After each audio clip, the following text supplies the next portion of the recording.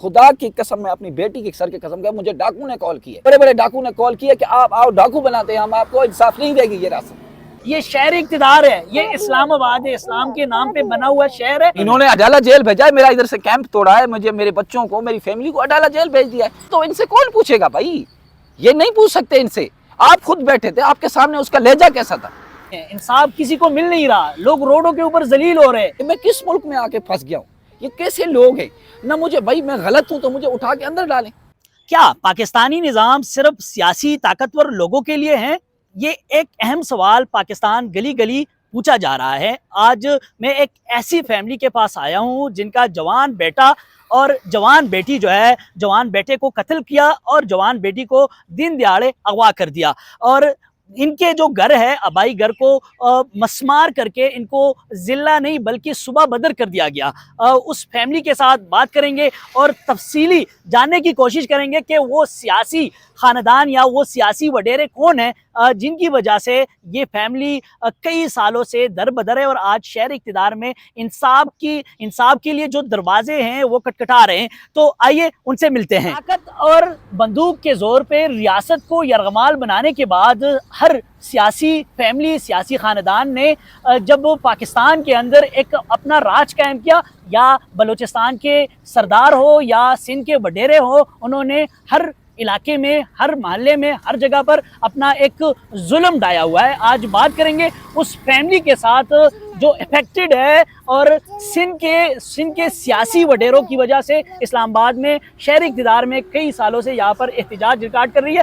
उनसे बात करेंगे। अस्सलाम वालेकुम सर। वालेकुम सलाम। कैसे हैं आप? ठीक है, अल्लाह का करम है। ये बताएं कि आपकी जो स्टोरी है ये कब से शुरू हुई है और किन किन रास्तों से आप गुजर के इस्लामाबाद पहुँचे हैं?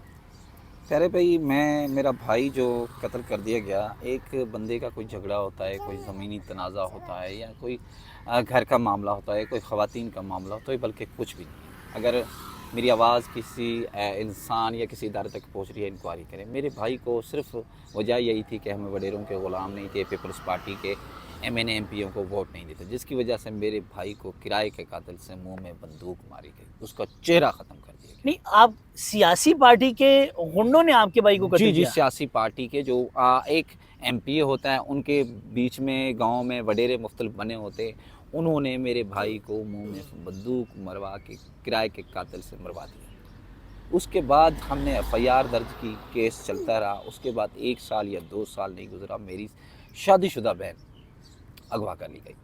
उसके बाद मेरी FIR थाने से नहीं काटी गई, बड़ी कोशिश की, हम वहाँ के SSP के पास गए, वहाँ के SHO के पास गए, लेकिन हमारी FIR नहीं काटी गई। मैं अपने बहनों को लेकर एडिशनल सेशन जज से FIR कटवाई।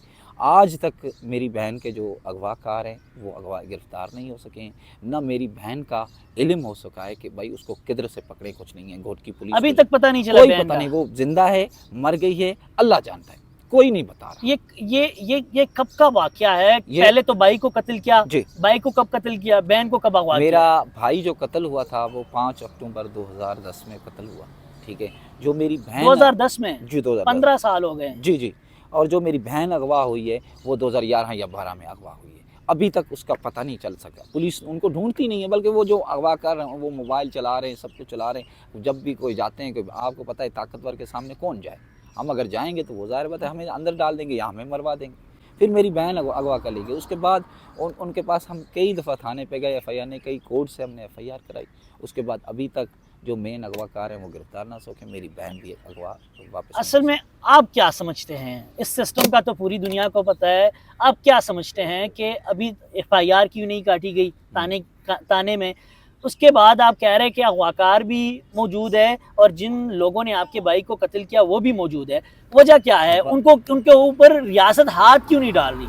मैं आपको एक बात बताऊं, रियासत चाहे सिंध हुकूमत हो या पाकिस्तान हुकूमत हो, ठीक है, ये एक नानी है तो दूसरी दादी है, ये आपस में मिले हुए हैं। मैं रियल कह रहा हूँ। बीच में निगरान हुकूमत थी, निगरान हुकूमत को आपको पता है, बीच में मेरा वालिद उनके पास गया था कुरान पाक लेके कि भाई मेरे साथ ज़्यादती क्यों कर रहे हो, सुलह करो। तो उन्होंने 10 लाख, क्योंकि फिर मैंने आगे आपको बात नहीं बताई, 2016 में मैंने शादी की तो उन्हीं वडेरों ने जाके पसंद की, 2016 में, तो उनके साथ मिलकर हमारे घर थे, हमारा दुकान थे, ठीक है, और हमारी ज़मीन थी, मेरे वालिद का एक मदरसा था, वो भी उन्होंने क्रश कर दिया। आपके घर को भी गिरा दिया है, बिल्कुल। मदरसे को भी मेरे गिरा वालिद दिया के और मदरसे, मेरे ज़मीनें भी हड़प ली। ज़मीनें भी हड़प ली, सब कुछ हड़प लिया। उसके बाद अभी मेरा तकरीबन 2010 में जो निगरान हुकूमत थी, उसमें मेरा वालिद कुरान पाक उधर उठा के चला गया कि भाई मेरे साथ सुलह करो, किसी भी करो, हमारी जान छोड़ो, हम दर बदर है, तंग है, क्योंकि इस टाइम मेरा वालिद पंजाब में है, रहीम यार खान में, ठीक है। उसके बाद उन्होंने कहा कि 10 लाख रुपए दे दो और मेरे भाई की जो बेटी, जो भाई कत्ल हो चुका है, वो दे दो। उसकी उम्र तकरीबन 15-16 साल है, मेरी भाई की बेटी है, ठीक है। हाँ। उसकी तो मुझे पता चला इधर, बल्कि मुझे वालिद ने बताया नहीं। उसके बाद मैंने एक वीडियो बनाई, सोशल मीडिया पे इंतहाई वायरल हुई। सीएम सिंता निगरान जो मकबूल बाकर साहब ने नोटिस मकबूल लिया, बाकर साहब थे। और वजीर दाखिला हारिस नवाज जो रिटायर ब्रिगेडियर थे उसने। हाँ। उसके बाद उनके ऊपर स्टेट की तरफ से FIR दर्ज हुई, 2 बंदे गिरफ्तार हुए, बाकी लोगों ने ज़मानत करवा दी, ठीक है।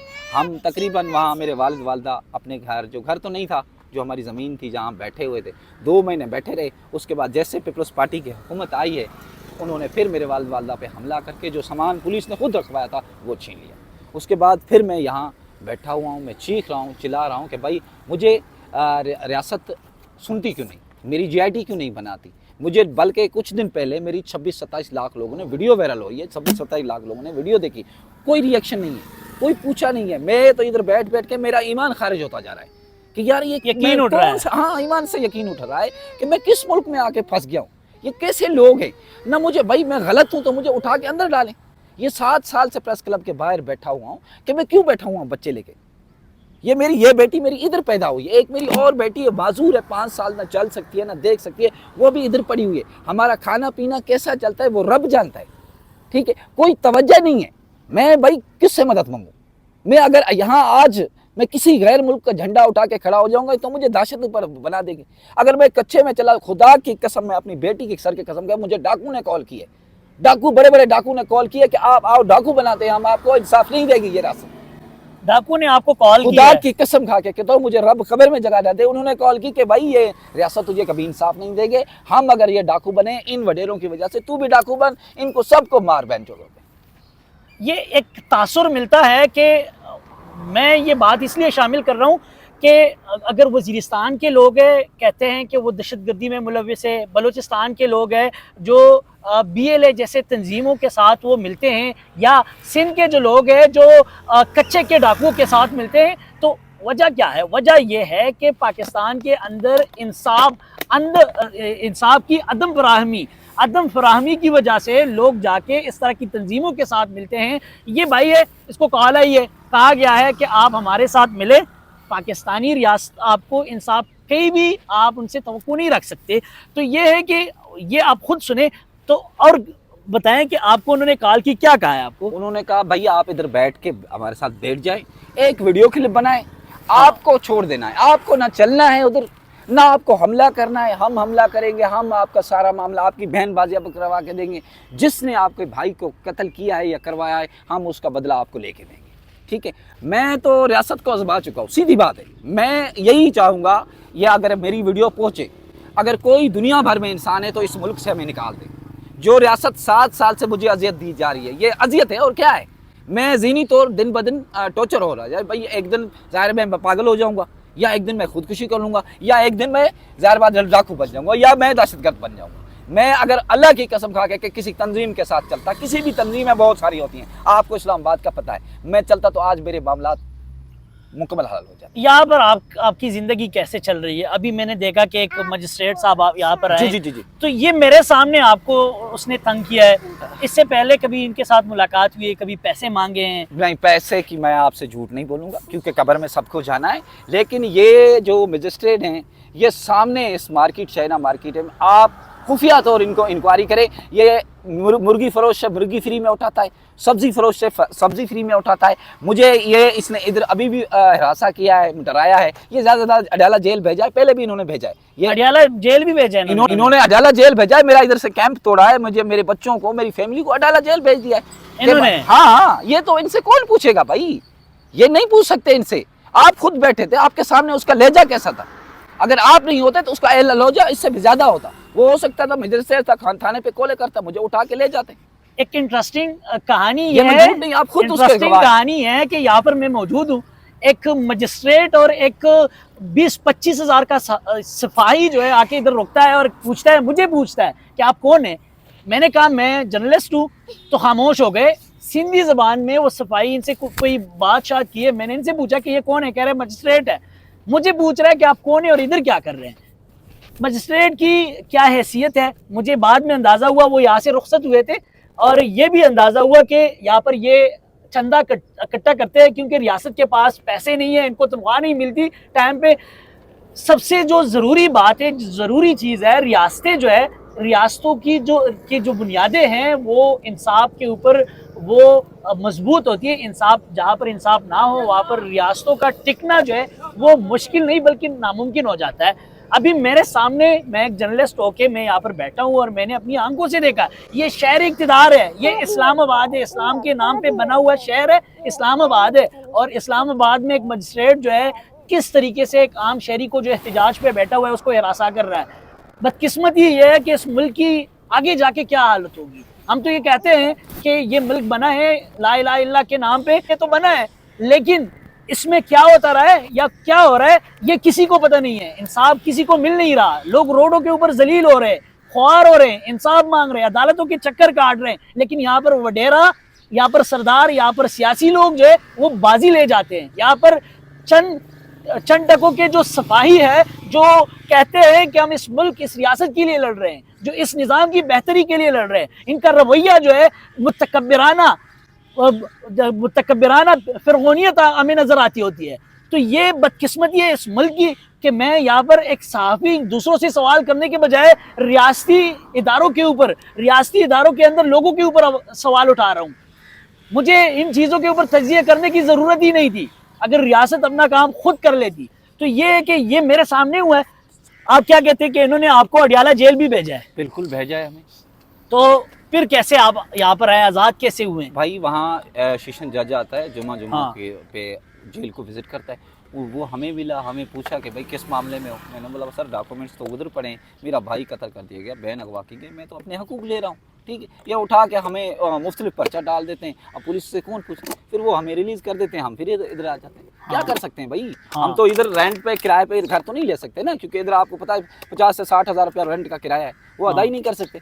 हम कोशिश कर रहे हैं, वो हमें अंदर डालते रहें, हम इधर बैठे रहेंगे, जब तक बर्दाश्त है तब तक करते रहेंगे। जब थक गए तो कोई रास्ता अख्तियार कर लेंगे, या मुल्क बदल हो जाएंगे, या मुल्क के खिलाफ हो जाएंगे, या दहशतगर्द या डाकू, ये बात क्लियर है, या हम खुदकुशी। उन्होंने छोड़ दिया और क्या करेंगे भाई, हम, मैं कोई दहशतगर्द हूँ? मैं तो अपने हक मांग रहा हूँ, इधर बैठा क्यों? ये मुतलका डीसी है या मुतलका एसी जो है उसका काम है ना। या मैं आपको बात बताऊँ, या कुछ अरसा पहले आइस चलती रहती है यहाँ पर। हाँ, मुझे एक जर्नलिस्ट था रेडियो पाकिस्तान में, नाम उसका मुझे ज़हन है, अंसारी उसको बोलते हैं, उसका नाम। उसने बोला कि भाई आप इसकी कोई बात करना चाहो। मैंने बोला अगर मैं बात करूंगा वो मुझे मारेंगे।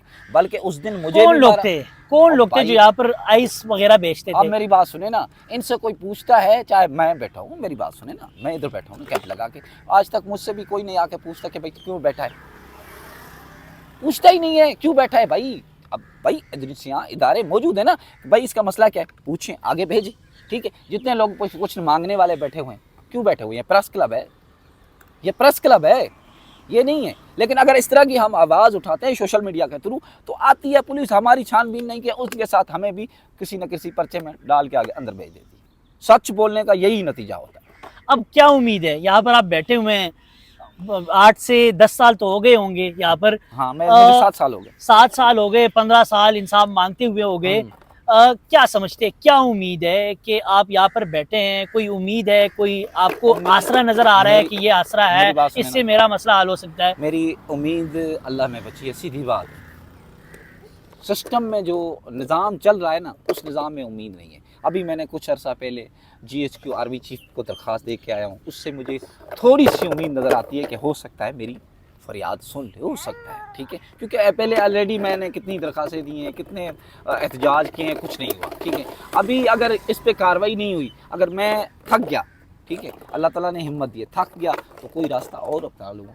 बहुत सारे रास्ते हैं, यहाँ से अफगानिस्तान चला जाऊँगा, यहाँ से ईरान चला जाऊँगा। मैं अभी यहाँ, मैं पाकिस्तान की इज़्ज़त करता हूँ, ठीक है, थक गए हैं। मेरे पास ऐसे अल्फाज हैं, अगर मैं यहाँ बोल दूँ तो मेरे ऊपर दहशतगर्दी के पर्चे दाल करते दिए जाएंगे। ठीक है, मैंने यहाँ 7 साल में वो कुछ सीखा है, मेरे पास कोई डिग्री नहीं है, मेरे पास आर्ट्स पे मैट्रिक पास हूँ, लेकिन मैंने यहाँ कुछ वो सीखा है, अगर मैं 2 अल्फाज बोल दूँ तो मुझे ये गवर्नमेंट पाकिस्तान दहशतगर्द करार करके मुझे अंदर डालेंगे। लेकिन मैं सिर्फ अपने भाई के लिए ले आया हूँ इधर, अपनी बहन के लिए आया हूँ। मुझे वो ना बनाया जाए जो मुझे, जो मुल्क के नहीं बनना दुश्मन, चाहते जो आप। मुल्क के दुश्मन हर किसी को बनाना चाहते हैं। मैं इतने अल्फाज कहूँगा, अगर समझदार कोई सुन रहा है तो समझ जाएगा, नहीं तो भाई हम जैसे कई और बन रहे हैं, डाकू बन रहे हैं, दहशतगर्द बन रहे हैं। आप नहीं बनना चाहते, ये भाई मैं रियासत तो आपको मजबूर कर रही है। बिल्कुल मजबूर कर रही है ना। 7 साल 7 दिन इधर कोई बड़ा आदमी बैठ के अपने इतने छोटे से बच्चों के लेकर सो कर दिखाए ना, इतने बड़े मच्छर, गर्मी, बारिशें, ऊपर से तूफान, कभी कैंप उड़ जाते हैं, कभी जलबारी आती है, कभी कुछ, कभी सीढ़ियाँ आके पड़ जाती है, सामान ले जाते हैं, खाने पीने का जो बर्तन है वो उठा के ले जाते हैं। फिर आपको पता है गरीब आदमी बर्तन कहाँ से लाए, कोई पूछता नहीं है। ये तमाशा है, मुल्क नहीं है, तमाशा है। मैं सीधी आर्मी बात कर चीफ से उम्मीद है कि हो सकता है मेरी बात उन तक पहुंच जाए, क्योंकि मैंने ऑलरेडी उनको दरख्वास्त भी दी हुई है। अल्लाह करे वो सुन ले, वो हो सकता है कोई इन वडेरों को डंडा दे। बाकी ये सारे चाचे मामे एक लगे हुए हैं। Thank you.